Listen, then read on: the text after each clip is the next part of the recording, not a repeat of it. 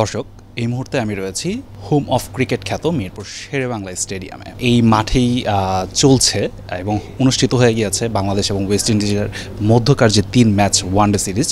ইতিমধ্যে গেল শনিবার প্রথম ওয়ানডে সিরিজটি শেষ হয়েছে এই মাঠেই। এই মাঠে আমরা সবাই জানি যে বাংলাদেশ হচ্ছে 74 রানের একটি বড় জয় পেয়েছে এবং আমাদের যে রিশাদ রয়েছে স্পিনার, ডানহাতি লেগ স্পিনার রিশাদ, উনি কিন্তু 6টি উইকেট নিয়েছেন। আর এর পরবর্তী যে ম্যাচটি হবে সেটি হচ্ছে আগামীকাল মঙ্গলবার, ঠিক এই মাঠেই অনুষ্ঠিত হবে দ্বিতীয় ওয়ানডেটি। আসলে আজকের আমাদের কথা বলার বিষয়টা হচ্ছে মিরপুরের এই পিচটি। আপনারা দেখতে পাচ্ছেন যে কালো যে পিচটি দেখা যাচ্ছে সেই পিচেই হচ্ছে অনুষ্ঠিত হবে এবং কি হয়েছে প্রথম ওয়ানডে এবং দ্বিতীয় ওয়ানডেটিও এই পিচেই অনুষ্ঠিত হবে বলে ধারণা করা হচ্ছে। আসলে আমাদের এই মিরপুরের যে পিচটি, এটি নিয়ে কিন্তু বেশ সমালোচনা রয়েছে। এই পিচটিতে একটু রান কম হয় কিংবা হচ্ছে স্পিনাররা বেশি সুবিধা পায়, এই অভিযোগ কিন্তু বেশ কিছুদিন ধরে। এই নিয়ে বেশ কয়েকবার কথা হলেও এই পিচের উন্নতিকরণ নিয়ে যে খুব একটা কাজ হয়েছে সেটা কিন্তু আমাদের চোখে পড়েনি। এমনকি আমরা দেখেছি যে হচ্ছে পিচ কিউরেটর গামিনী থেকে সরিয়ে টনি হ্যামিং পর্যন্ত চলে এসেছে, যার কাছে দেওয়া হয়েছিল এই পিচের দায়িত্ব যাতে এই পিচটাতে একটু উন্নতকরণ করা হয়। কিন্তু আমরা সেরকম খুব একটা যে উন্নত হয়েছে বলে দেখতে পেয়েছি তা না। আমরা গেল ম্যাচটার কথাই যদি ধরি, গেল ম্যাচটাতে আমরা দেখেছি যে হচ্ছে স্পিনাররাই হচ্ছে খুব বেশি সুবিধা পেয়েছে রাদার দেন পেসারদের থেকে। এই পিচটা নিয়ে অভিযোগ তুলেছেন ওয়েস্ট ইন্ডিজের কোচও। তিনিও ম্যাচের আগের এক সংবাদ সম্মেলনে আমাদের জানিয়েছেন যে হচ্ছে এই পিচটি খুবই অদ্ভুত এবং এরকম পিচ তিনি কোথাও দেখেননি এর আগে।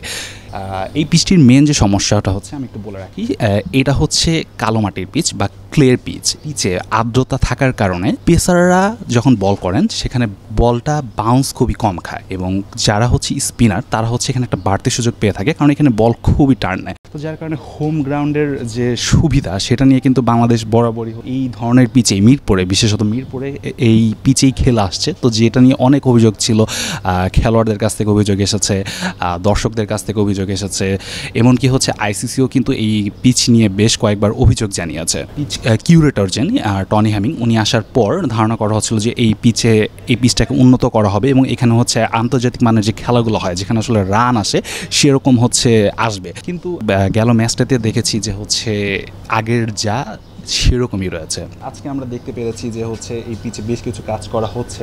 ইতিমধ্যে কিন্তু হচ্ছে বাংলাদেশ দলে নতুন করে স্পিনার নাসুম আহমেদকে ঢুকানো হয়েছে।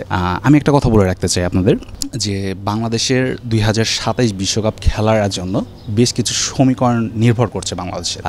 র্যাঙ্কিংয়ের একটা ফ্যাক্টর এখানে রয়েছে এবং বাংলাদেশ যদি 2027 বিশ্বকাপে সরাসরি অংশগ্রহণ করতে চায় তাহলে তাকে বিশ্বকাপের আগে যে একটা নির্দিষ্ট সময়ের মধ্যে বেশ কয়েকটি ওয়ানডে ম্যাচ জিততে হবে বাংলাদেশকে এবং হয়তো সেটার কথা ভেবেই পিচটাকে এবং হোম গ্রাউন্ডের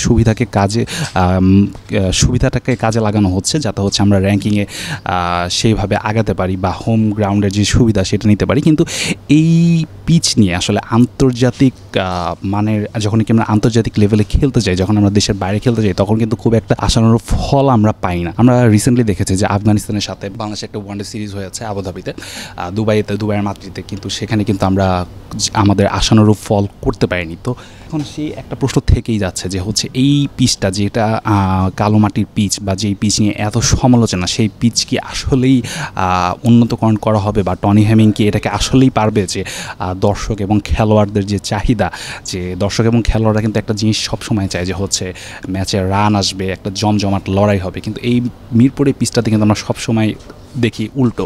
যদিও গেল ম্যাচে বাংলাদেশ 207 রান করেছে, কিন্তু জবাবে ব্যাটিংয়ে নেমে কিন্তু হচ্ছে ওয়েস্ট ইন্ডিজ 133 রানেই অল আউট হয়ে যায় এবং সেখানে স্পিনার রিশাদ একটা বিশাল ভূমিকা পালন করে, বাংলাদেশের জয়ে বিশাল একটা অবদান রাখে রিশাদ। তবে এখন আগামীকালকে এখানে ঠিক এই মাঠেই আবার ম্যাচ রয়েছে, দ্বিতীয় ওয়ানডে বা বাংলাদেশ এবং ওয়েস্ট ইন্ডিজের মধ্যকার। সেই ম্যাচে যেহেতু এখানে কাজ হচ্ছে এবং আমরা বেশ কিছুক্ষণ ধরেই দেখতে পাচ্ছি যে এখানে তারা কাজ চালিয়ে যাচ্ছে।